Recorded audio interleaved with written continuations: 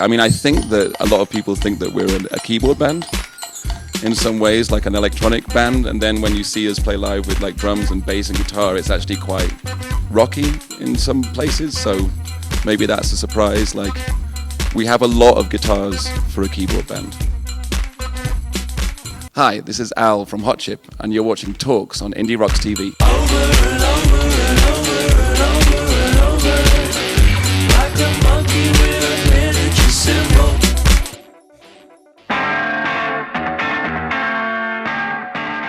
There is not a regular day. I mean, that is the real thing. This life is very fragmentary and very disorientating at the moment because we're touring so much. We never thought that we'd still be around, I guess. Like when we started out, we were sort of in our early 20s, and we were just, we were excited to play anywhere outside of London, and we never thought that we'd be still touring around the world. And yeah, it feels crazy to look back at it sometimes and think how long we've been doing it, but we still enjoy it. I think if we stopped enjoying it, we would stop playing. I mean, we quite like touring, and we quite like being on the road and getting to see places like this, and having friends in different places and coming back and going back to different restaurants or going back to different museums or having those experiences and seeing how they progress.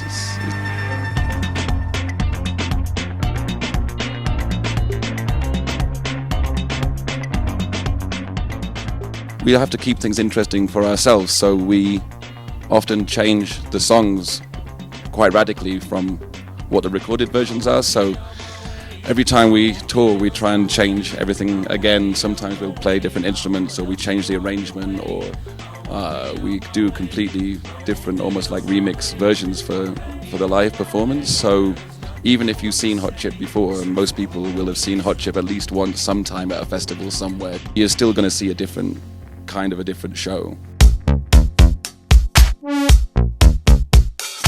One moment where I felt very proud was we were recording with Robert Wyatt in his studio, and I am a classically trained cellist. I used to play the cello, but I don't play it very much these days. But anyway, I brought the cello to the recording, and we recorded something, and Robert said, "Oh, that was really good, Al. That sounded really good.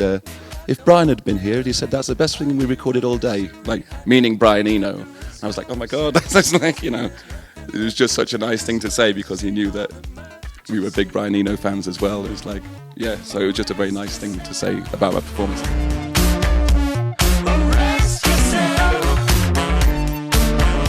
The other moment that was really fun that I remember is working with LCD, and we were recording in Electric Lady Studios in New York, a very famous recording studio that was built by Jimi Hendrix, and everybody's recorded there. And anyway, we were doing a cover of a Human League song, and James asked me if I wanted to sing on the recording, and I was like, oh my God, this is just my absolute dream to be in Electric Lady Studios and do my Phil Oakey impression and have LCD as the backing band. And I was felt like that was a real moment for me.